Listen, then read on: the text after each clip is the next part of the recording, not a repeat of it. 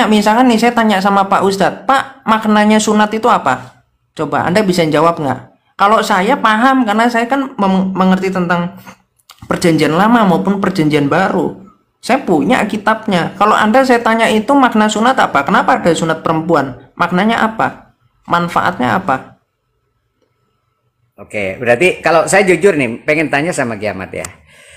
Kalau di perjanjian bisa, lama kan? poligami itu dihalalkan nggak Kiamat? Oke, Jujur, di dalam jujur. ya, jadi gini, di dalam Kejadian 2 ayat 24 itu dikatakan bahwa laki-laki itu akan bersatu dengan istrinya menjadi satu daging. Nggak ada dikatakan ada 2, ada 3, ada 4 istrinya, nggak ada. Sejak awal memang rancangan Allah kepada manusia itu untuk satu laki-laki dengan satu perempuan. Tetapi karena dijelaskan kemudian di dalam Matius 5 ya, ini saya bukakan ya. Itu masih berkorelasi, lalu dijelaskan oleh Yesus Mbak, itu kenapa ada perceraian. Jadi rancangan awal itu bukan adanya poligami, tetapi karena memang bangsa Israel itu tidak dikasih aturan untuk kemudian mereka itu.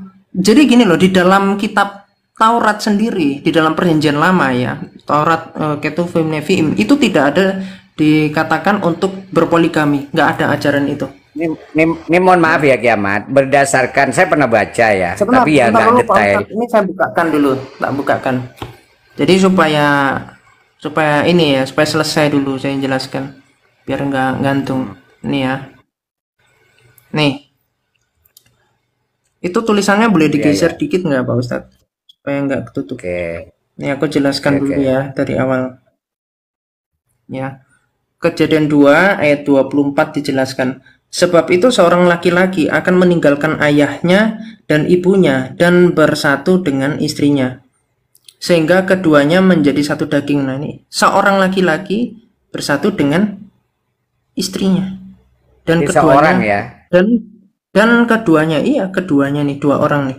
Keduanya menjadi satu daging.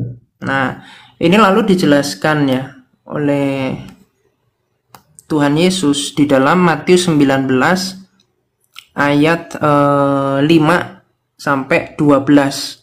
Aduh, ini bentar. Nah, ini dijelaskan gini ya. Aduh, ini kok error. Nah, ini ya. Matius 19 ini dijelaskan ya. Dan firman-Nya, sebab itu laki-laki akan meninggalkan ayahnya dan ibunya dan bersatu dengan istrinya ya, sehingga keduanya itu menjadi satu daging. Demikianlah mereka bukan lagi dua melainkan satu. Karena itu apa yang telah dipersatukan Allah tidak boleh diceraikan oleh manusia ya. Karena mereka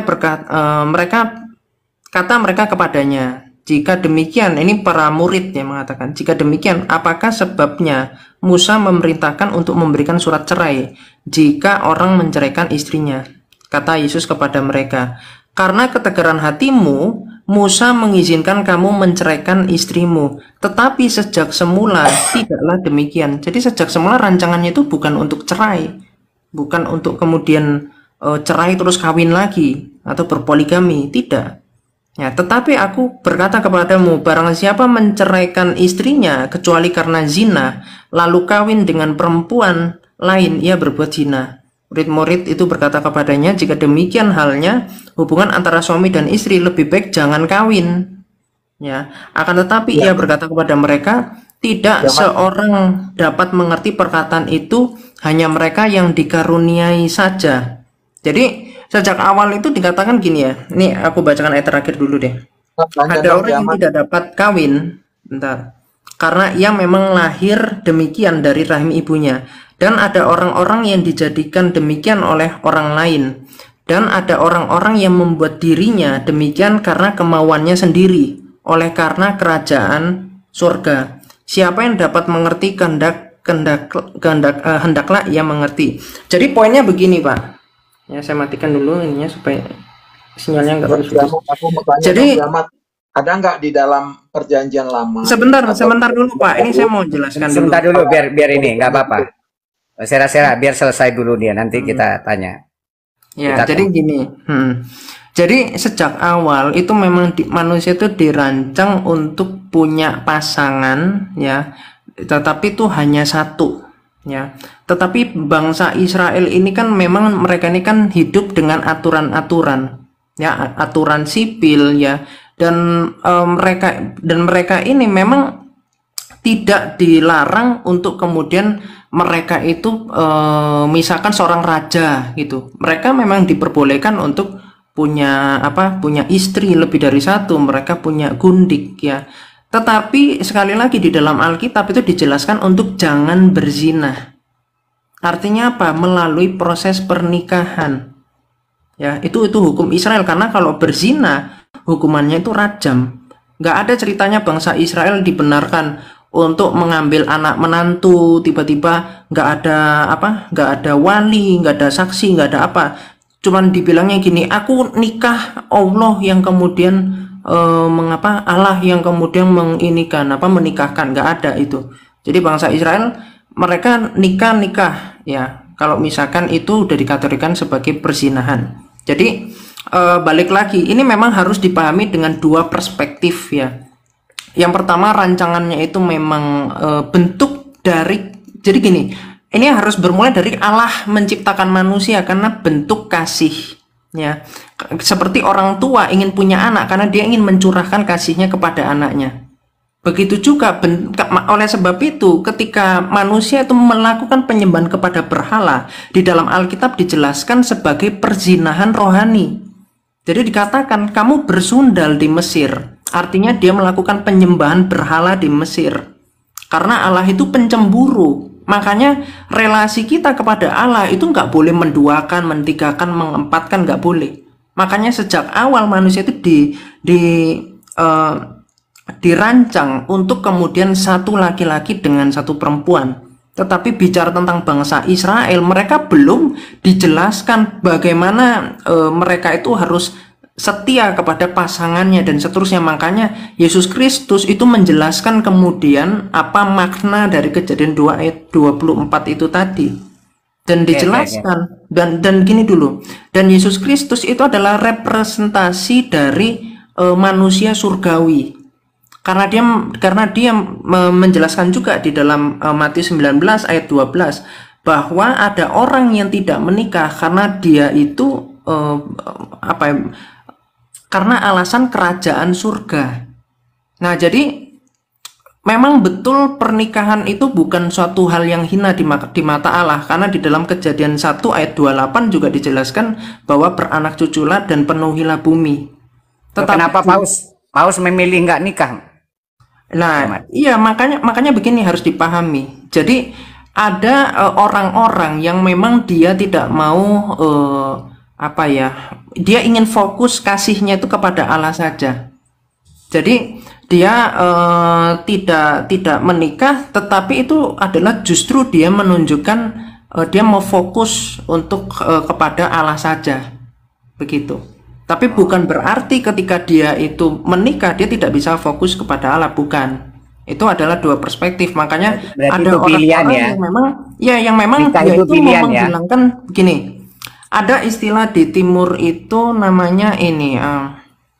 Jadi dia itu menghilangkan hasrat-hasrat duniawi.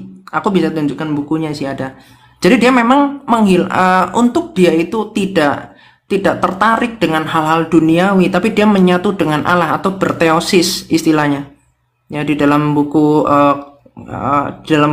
Cermin Allah itu ada, ya. Kat Ikona juga ada di situ. Kiamat. Gitu Pak. Karena gambaran dari manusia surgawi itu tidak kawin mengawin, karena memang dia satu dengan Allah, dia bersama-sama dengan Allah melalui Kristus. Begitu. Gini, Kiamat. Makanya Yesus mengatakan gini dulu Pak. Gini dulu dikit. Makanya Yesus mengatakan di dalam Matius 22 ayat 28 sampai 30 bahwa di surga itu nggak ada kawin mengawin. Siapa yang mengajarkan demikian maka dia sesat. Gitu. Makanya Yesus itu nggak kawin di dunia. Karena saya sepakat kalau Yesus kalau yang dimaksud Nabi Isa jomblo itu nggak tahu ini sama apa Yesus, itu saya sepakat itu karena memang dalam riwayat nggak ada. Cuman gini, maksud saya pengen tanyalah sama kawan-kawan nih yang menguasai Injil perjanjian lama. Benar nggak sih apa yang dikatakan kiamat Ada suaranya. bahwa halo, halo, Ya kedengaran. bahwa apa poligami itu dilarang dalam perjanjian lama, dan yang saya dengar gitu ya, yang saya pernah baca bahwa babi juga itu diharamkan di perjanjian lama. Betul nggak kawan-kawan? Barangkali ada yang baca, silakan. Halo, ini Yusuf Api nih. Haram. Halo. Haram. Hah? Kenapa? Haram. Maksudnya? Ya, di orang Yahudi itu mengharamkan babi.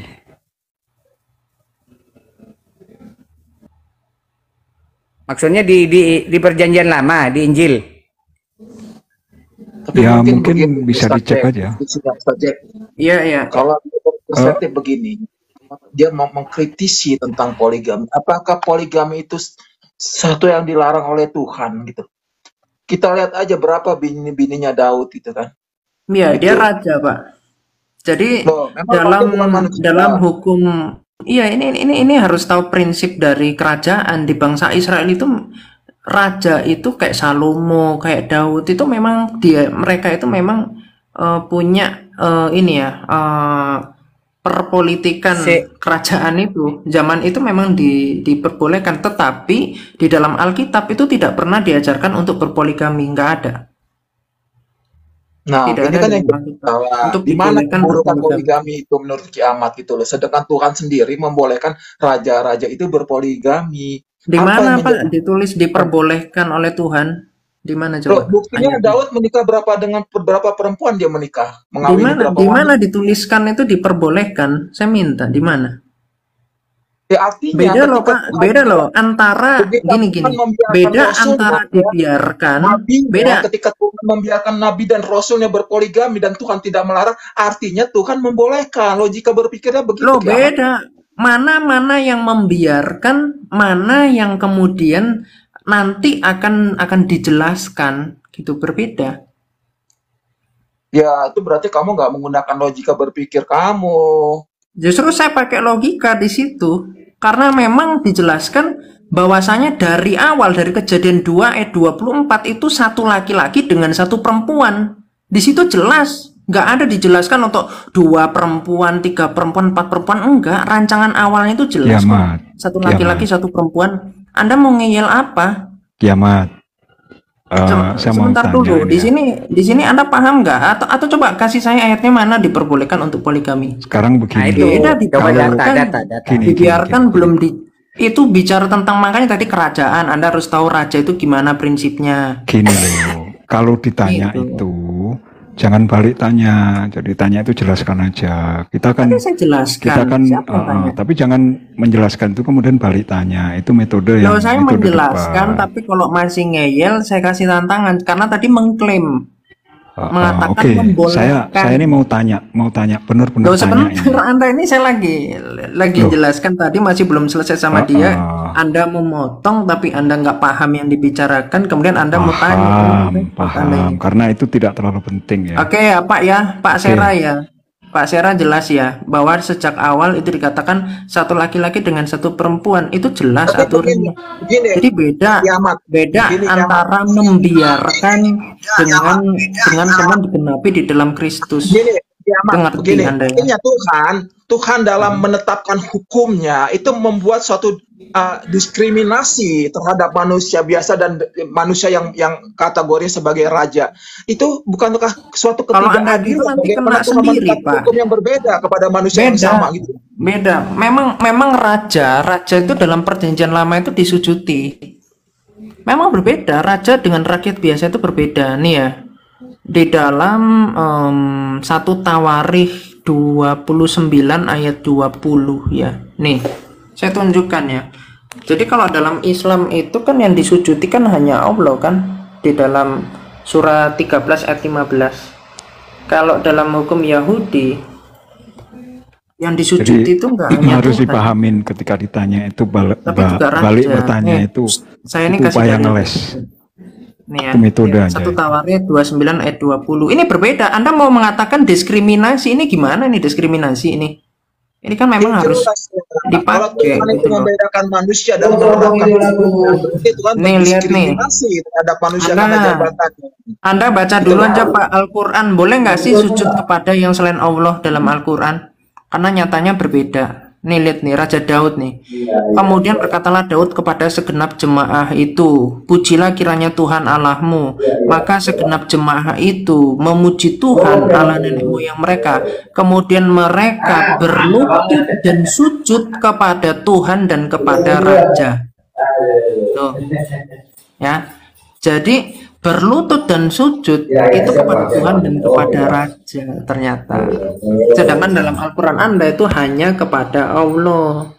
Begini loh, kita lihat ya, di dalam kekaisaran Romawi atau kerajaan-kerajaan Eropa sekarang, orang itu kalau dia ada rajanya lah, dia di bawah the knee itu. Jadi bukan dia bersujud, tapi dia menundukkan dirinya memberi penghormatan kepada raja. Bukan artinya mereka itu bersujud, ya, Man. Tapi sujud di sini dijelaskan sujudnya kepada Tuhan dan kepada Raja kok. Masa sujud kepada Tuhan nunduk biasa? Ayo. Nah, lagian gini Pak, kalau Pak Sera ini mau ngomongnya diskriminasi Pak, dalam Al-Quran sendiri Muhammad itu didewakan, didiskriminasikan. Anda tahu 16 keutamaan Muhammad? Coba gimana? Coba kasih tahu. Oke. Anda baca surah Al-Ahzab ayat 50, coba. Baca. Di situ dikatakan menghibahkan diri. Wanita yang menghibahkan diri itu hanya boleh Rasul saja, tidak untuk orang mukmin lainnya. Artinya Anda bisa buka kamar, ini kalau Muhammad nih, Muhammad bisa buka kamar, bisa masukin perempuan, bisa esek-esek, tapi orang lain nggak bisa, cuman Muhammad doang yang bisa. Bang Tanpa Host, saya izin bertanya ke Kiamat, boleh enggak? Sebentar, tadi surat apa Kiamat? Jangan dulu di framing, dibuka dulu datanya. Jangan berhenti dulu. Al-Ahzab berapa Kiamat? Al-Ahzab itu surat 33 ayat 50. Kiamat kan tadi janjinya jangan menghujat ya, jangan Bukan menghujat tadi. menghujat, itu fakta beneran. Atau gini Anda nggak baca. bisa. Enggak, Al-Ahzab di berapa? Al-Ahzab 50. Al-Ahzab berapa Kiamat? 50. 50. Oke. Ya. Coba kalau saya salah saya open cam deh. Coba kalau saya salah saya open cam. Ayatnya ya, Al-Ahzab 50. Ya ayuhan nas. Ya ayuhan nabi. Aklalna laka aswajah kalati ataita wujurahunna wa ma malakat yaminuka. Gini Kiamat, ini khitabnya kepada Nabi. Allah menghalalkan kepada Nabi istri-istri, bukan semua orang. Azwaj ini istri-istri Nabi yang telah diberi mahar. Ini maksudnya ya. Bukan semua orang Kiamat. Tak bukakan nih dalilnya nih. Bukan semua orang. Coba ya, saya bukakan. Itu dari kalau Anda ngomong ayatnya. itu istri-istri itu dusta lagi. Karena dalam pemaknaan Muhammad, seorang yang menyerahkan diri itu dikategorikan sebagai istri. Ayo, aku bisa bertanggung jawab. Nggak ada penyerahan di sini, Mat. Kiamat, aku siap bertanggung jawab di sini. Menghibahkan. Ini bukan yang menghalalkan Nabi Muhammad loh, bukan. Allah menghalalkan kepada Nabi Muhammad. Ingat, untuk orang mukmin kenapa nggak boleh? Kalau istri, Pak Ustadz, kalau istri orang mukmin pun boleh. Tapi kenapa di situ bukan untuk orang mukmin, hanya Muhammad? Coba. Jangan dipelintir. Enggak, ini kan khitabnya gini loh. Aku paham. Enggak gini Kiamat. Bentar, kenapa? Ini sebenarnya hanya ayat bukan ini untuk orang mukmin. Kalau Anda ngomong itu bukan menyerahkan diri nih. Saya cek ya kata perkatanya ya. Di sini dijelaskan bahwa ini nih menyerahkan wahabat ya, wahabat. Ahlaknaka laka aswajaka. Ini wahabat. Wahabat itu artinya ia menyerahkan nafsaha ya, dirinya. Nafsaha itu dirinya. Jadi ia menyerahkan dirinya kepada Nabi. Ya, lil nabiyyi ya, jika Nabi menghendaki ya, in nabiyyu ya, bahwa dia akan mengawininya. Ini bahasa yang sebetulnya diperhalus, lebih tepatnya menggaulinya Ya. Iya, gini. Lalu dikatakan loh. apa di sini? Oke, saya paham. Dikatakan sebagai pengkhususan dimaksudkan gini bagimu, kan, Kiamat? Pak Ustadz, coba dulu. Di sini dikatakan sebagai pengkhususan bagimu, bukan untuk orang-orang beriman atau untuk orang-orang mukmin diterjemahkannya. Ayo, kenapa? Kenapa kalau Gantian ya. Oke, saya Kiai, jelaskan. Kiamat silakan, ini Kiai. nggak fair. Gantian Mat. Gantian, Bentar, Om gantian Z, Kiamat. silakan Kiai. Bentar Mat. Oke, izin. Om Z, izin. Om Z. Loh, Oh, ada yang mau disampaikan. saya kepingin Om Z bertanya. Iya, saya kepingin bertanya. Soalnya Nanti Yai saya mau diam. nanggepin ini. Dia mau nanggepin soalnya. Iya, izin Kiai, saya bertanya ke Kiamat ya. Habis itu saya diam. Saya tanya ke Kiamat, tapi tolong jangan dibalikin ke saya. Jadi saya butuh penjelasan aja. 2 pertanyaan begini. Kenapa Arius itu disebut bidat dan buku-bukunya itu dibakar? Kenapa ke sono larinya? Satu, ntar dulu. Kenapa Arius ini dituduh bidat dan buku-bukunya dibakar sama gereja, diperintahkan dibakar, kan gitu, ya kan? Satu itu. Tidak. Saya minta penjelasan. Sebentar dulu. Gereja meminta. Sebentar. Enggak, saya ini udah baca buku itu udah Sebentar. Udah habis saya baca buku tentang Arius. Nanti jelaskan. Sebentar dong. Itu. Kiamat itu nggak mau dipotong. Kiamat itu nggak mau dipotong. Ya, tapi oke, nggak mau motong. Dengerin dulu. Ya. Dengerin dulu. Nanti jelaskan aja. Saya diam. Satu itu pertanyaan saya. Ya. Karena Arius itu salah satu pendeta Nasrani atau penganut Nasrani yang tidak mempercayai Trinitas. Tuh, satu. Tuh. Kedua, siapa yang menjamin Yesus itu tidak menikah? Ya, dan punya anak. Itu tolong nanti dijelasin di kitab apa gitu. Di perjanjian baru maupun perjanjian lama ada nggak itu yang memastikan Yesus tidak menikah? Atau di buku apa gitu. Udah itu aja. Pertanyaan saya diem, tolong dijawab. Oke, yang pertama Anda itu bertanya, ya ini pertanyaan pertama Anda. Anda itu bertanya, tetapi Anda itu membuat suatu pernyataan yang saya butuh datanya. Di mana gereja itu menyuruh untuk membakar buku-buku Arius. Saya potong leher hari ini kalau Anda bisa tunjukkan. Silakan. Dijawab aja, jangan balik bertanya untuk memberikan data. Nanti berikan data, Anda bisa dipotong lehernya atau Anda... Lah, karena Anda ngeklaim, bukan, nggak ada tidak. Ceritanya. Bagaimana cukup waktu untuk menunjukkan data itu? Jawab karena aja, gitu. Jangan ngeles, jangan ngeles, yang mengatakan, jangan ngeles dengan memotong pertanyaan atau tanya balik. Itu blunder. Anda itu. Bukan ngeles. Sekalipun data Anda itu, Anda salah. yang Anda tunjukkan itu Anda dari itu Google. nggak paham tentang itu, tapi Anda bernarasi. Saya paham. Anda menyisipkan suatu narasi di dalam pertanyaan. Coba ini gimana mau ditanya? Mau saya jawab atau kemudian Anda ini mau ngomong sendiri? Jawab aja. Ini saya jawab. Jangan saya jawab begini. Ke saya ya. Ya gini, karena Anda nggak bisa menunjukkan data, saya tahu. Jadi gini ya. Tidak ada sejarah di dalam kekristenan bahwa gereja itu menyuruh untuk membakar buku-buku dari Arius. Nggak ada. Karena Arius sendiri itu adalah seorang arkimandrit. Ya, dia adalah seorang calon episkop dan dia menjelaskan begini, saya kasih tahu penjelasan dari Arius gimana. Jadi dia menjelaskan di dalam zat dan hakikat Allah yang esa itu, yaitu Sang Bapa yang didiami firman-Nya dan rohnya yang kekal. Ketika firman itu diutus menjadi manusia yang keluar dari Bapa, itu bicara tentang penciptaan. Karena apa yang keluar dari Allah itu dikatakan sebagai suatu hal yang diciptakan. Padahal di dalam dimensi Allah itu adalah hal yang metafisik yang berbeda dengan waktu di dunia. Makanya bukan berarti seperti pesawat yang ada perjalanan, bukan begitu. Itu pernyataan sesat dari Arius. Dan ketika dia mengatakan dimensi Allah sebagai dimensi waktu, sama dengan mengatakan Allah sebagai makhluk atau ciptaan. Itu letak kesesatan Arius. Ya, jadi oleh sebab itu maka selanjutnya itu ada premis-premis yang akan gagal. Anda ngerti nggak di sini? Kalau Anda nggak ngerti, saya kasih tentang ketauhidan, Anda akan mendapati bahwa di Islam ada 5 Allah, ada 5 yang kodim.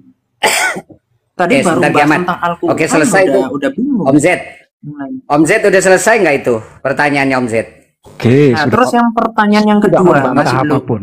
Sem- Saya tidak Itu membantah. pertanyaan yang Kiamat, pertama. Kiamat. Hanya mendengar. Kiamat. Saya Pertanyaan kalau kedua sampai tolong mau dijawab. bantah dulu narasi awalmu bahwa gereja menyuruh untuk membakar buku-buku. Saya open camp Udah. potong leher.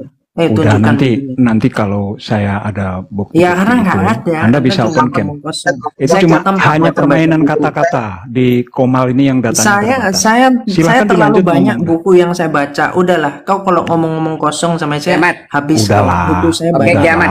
Anda Tentang pun itu kalau ya. ngomong kosong juga Kiamat. gampang kok. Saya lanjut, paham lanjut. betul. Kita Lanjut, fokus. Biar dijawab, seperti apa Kos. pengajarannya. Saya diam. Kiamat. Saya cuma dengar-dengar doang, Anda Fokus nggak ngerti kita. apa.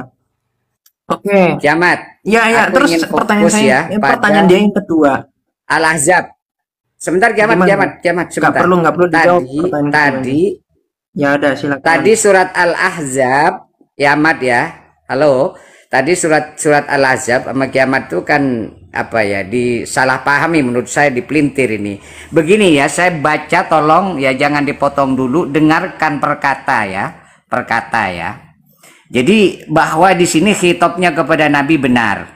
Ya ayuhan Nabi inna ahlalnaka laka azwajaka. Wahai Nabi, sesungguhnya kami halalkan kepadamu istri-istrimu. Ingat di sini, karena kalau makna satu istri itu zaujun.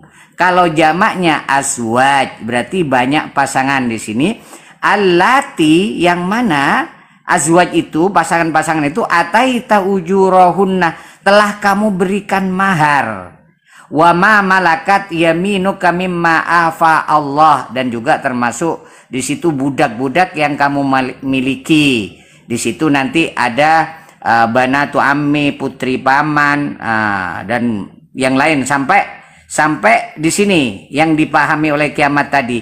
Wamra'atan, dan perempuan mukminatin, perempuan yang mukmin beriman, in wahabat, jika menyerahkan perempuan tersebut nafsaha, akan dirinya si mukmin, lin nabi, kepada Nabi. Dia punya, kalau ada orang mukmin perempuan yang menyerahkan dirinya kepada Nabi secara ikhlas, tapi ada tapinya, in di sini masih in aradan nabi ayyastangkihaha, jika Nabi berkehendak untuk menikahinya.